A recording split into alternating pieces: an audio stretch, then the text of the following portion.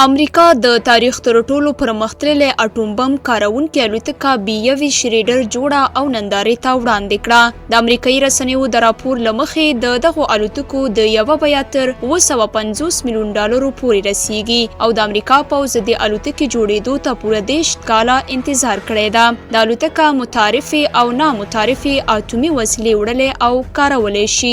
امریکا د دې الوتکې تخنیکي اړخونه پټ ساتلي، خو ویل کېږي چې دا په تیرو 10 کلونو کې تر ټولو پرمختللې الوتکه ده چې دغه هیواد هوایي ځواک ته سپارل کیږي. د امریکا هوایي ځواک په دا ډول لږ تر لږه 100 الوتکې رانیسي. ټاکل شوې ده چې 6 دا ډول الوتکې د راتلونکي کال 2023 په جون یا جولای کې لومړنۍ الوتنه وکړي.